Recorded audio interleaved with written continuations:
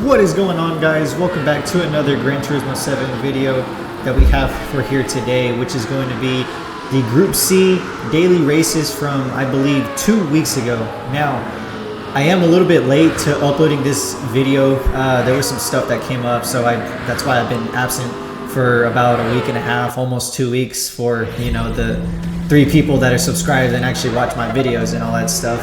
But anyways, I was really excited to get started with this race and showcase it to all of you, because I was praying for weeks, like literally weeks. I think probably on my 3rd week since getting back into Gran Turismo 7 and doing the online daily races and such. I was just praying that I got a chance to do a Group C race, because I have never had an online race as good as this. Well, I had other ones within this week that were pretty decent too, especially with the Nissan R92 CP. But for this race, I decided to show the Mazda 787B, which is by far probably my most favorite Group C racing car of all time. It's just so iconic, and the engine just sounds absolutely wonderful. So not only for this week did we get the Group C racing, we also got it at the 24 Hours of Le Mans. We have 6 laps that we're going to be going through with dynamic weather and dynamic day and night cycle, which I have never experienced on an online race. So there was plenty of interesting things that happened within this showcase that I had never experienced before until this week, and there was a lot of strategy that you really had to implement as far as tire wear, gas usage, and all that stuff. So I found it very interesting, very challenging, and I had a whole bunch of fun with this race, so I really wanted to show it. I finally managed to get the editing done and just can finally show y'all what I did for my strategy for this race and just how well it went for me. So already we're going to be focusing on what's going on right now. I managed to get into the 4th position. We're here on the straightaway, and you can just see this Nissan R92 CP that's right behind me keeps giving me constant bump draft. Now, to be honest, I don't know if that's a strategy that I just simply do not know about, or if this dude was just trolling. But he kept on giving me a bit of a bump draft, and obviously if you take away from the slipstream, you're going to start to slow down because of the wind drag.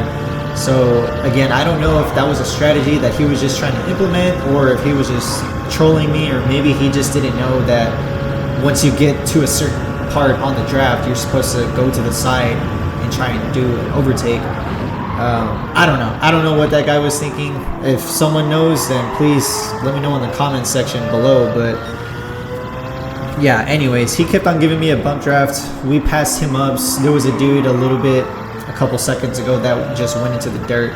And after all that, we managed to secure a 2nd place podium position for the 1st lap. And right now we're just going to see what we can do to catch up to 1st position and see if we can at least hold that spot, or if we're going to stay in 2nd and just keep the guys behind us at bay.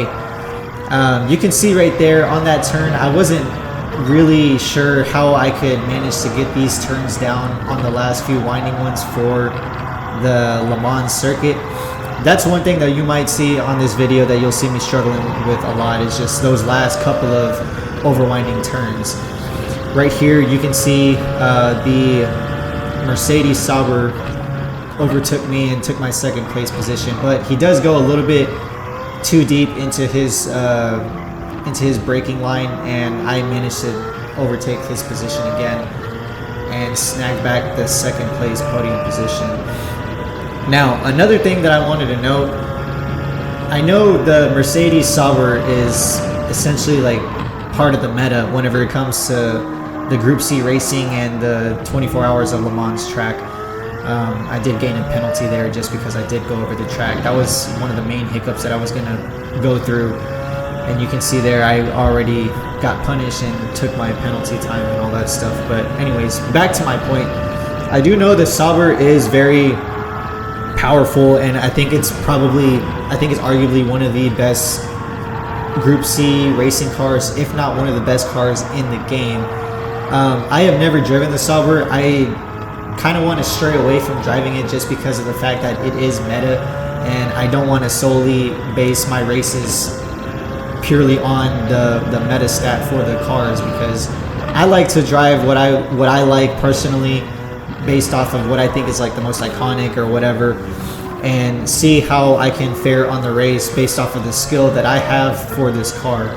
So that's why I decided to use the Mazda 787B. Apparently that's also a meta car too, but I just really like it so much that I wanted to use it, and now that there's a daily race online to showcase it with other real time drivers, what's more of a perfect opportunity than to use it right now. But back to the main focus. If y'all noticed in the back a couple seconds ago, I did check my radar, and I'm checking it right now again because the weather is starting to really take into effect, and this is where you really have to strategize and find out what exactly it is that you need to do for this next upcoming lap, because each lap takes about 3.5 minutes to complete, and in those 3.5 minutes a lot can happen. We can already see that it is nighttime. The overcast is over us a little bit right now, so this is probably going to be a perfect time to see what we can do as far as going into our pit stop and swapping out which tires we need to continue the race effectively without losing grip or anything like that. So right here we're going to be in third position. This guy in front of us did have a penalty time, so we weren't really fighting him all too much, and we're pretty much just going to be playing catch up with him to see if we can overtake his position. And especially on this section, I don't think it was going to be really possible for me to overtake him, because as I mentioned earlier, I do struggle a lot on these turns. The 787B did seem to kind of understeer on these winding turn sections. I don't know if I'm just not used to it or whatnot, but if it's a time to overtake, and if it's time to overtake a position, that was going to be my weak spot. So I didn't really push too much on my boundaries as far as braking late or anything, because I know there's going to be a better opportunity for me to overtake him, which could be coming up in a second in this video. Like you can see right here, I'm already kind of gaining a little bit of speed on him. I'm closing the gap just as much as I can, but again, he is using a Mercedes Sauber, so he does have a pretty powerful car.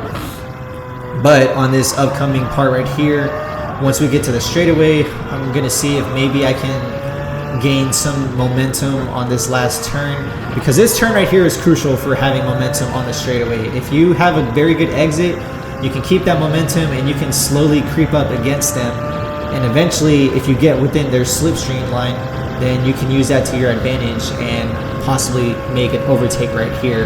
If not on the straightaway, then maybe you can test your luck a little bit on the turn that's coming up at the end of the straightaway and see if you can make an overtake there.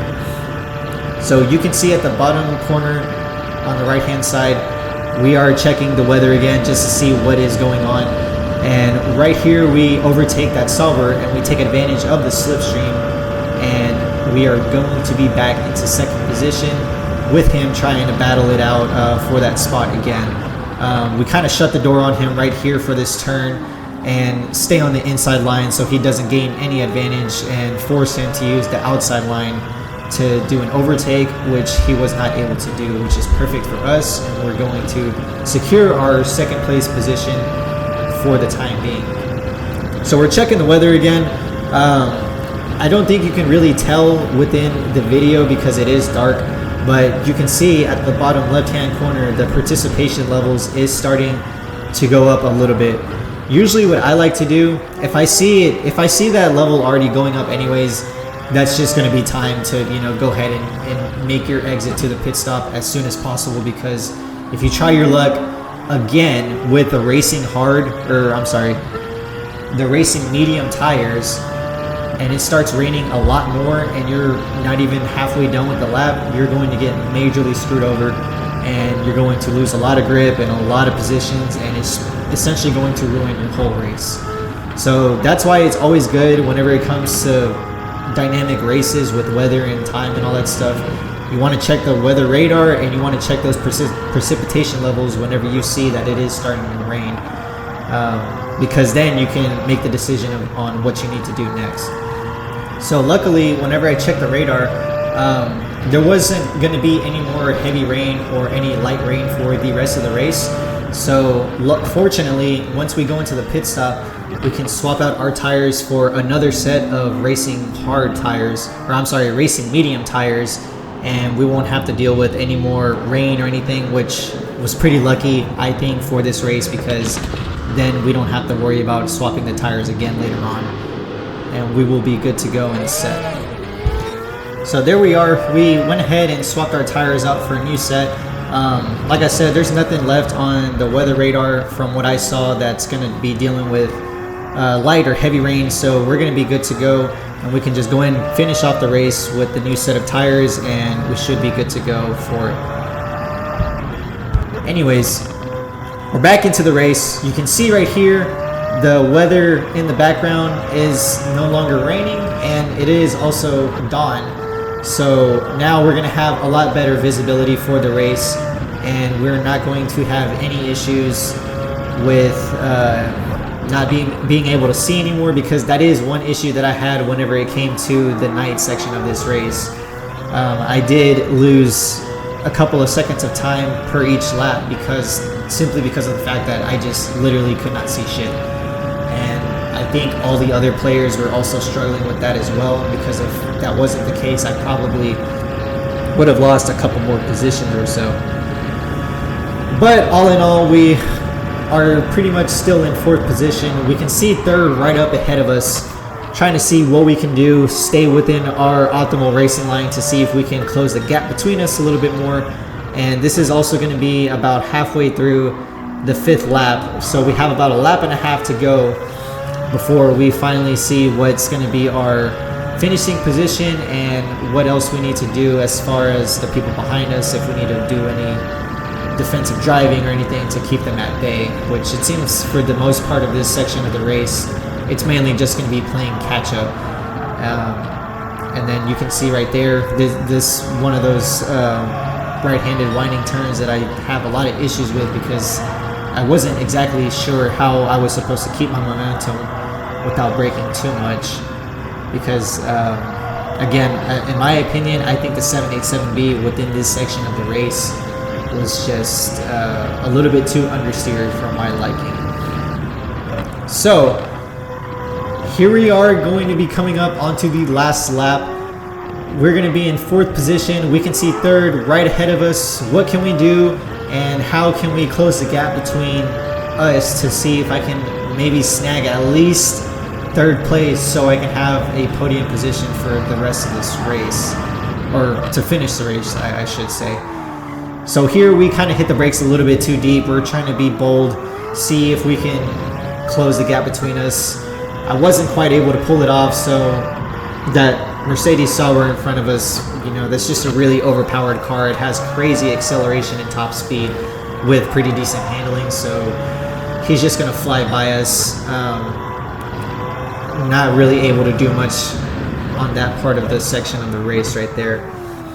So here we both kind of go in a little bit too deep with our braking points and our turn in, so we both kind of lost a little bit of speed right there. But you can just see right now, like, that Mercedes Sauber is just absolutely insane whenever it comes to top speed and acceleration. Like, if you think he makes a mistake, if you make that same mistake as him and you don't have a Mercedes Sauber, you're probably not going to be able to catch up to him much if he has a straightaway like that.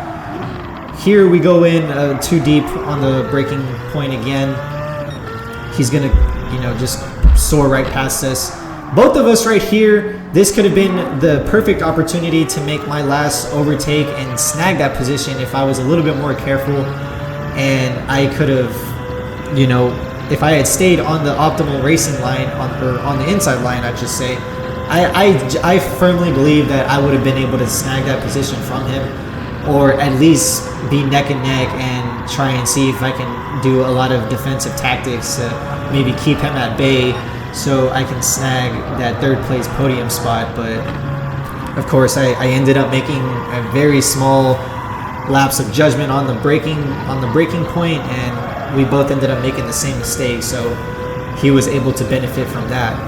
But of course, with these Group C cars, they're very fast, they're very grippy with the downforce and all that stuff, so you have to really just drive as best as you can and avoid as many obstacles as possible. So we ended the race in 4th place. It looks like we might have been able to take 3rd place at the very last second. I don't know exactly what happened with him there, but he ended up braking at the starting point of the finish line, so I feel like we could have taken it there. But anyways, we're gonna end this race in 4th place. I think it was a pretty solid race. I really enjoyed it and I had a lot of fun. I'm glad Gran Turismo did the 24 hours of Le Mans circuit with the Group C racing cars. I have been praying for something like this to come by for daily races for a good while. But that's going to be it, guys. I really hope you enjoyed this race. I know I did. I had a lot of fun. Hopefully I will see y'all in the next video. If you liked, please give it a thumbs up and subscribe. Thank you and goodbye.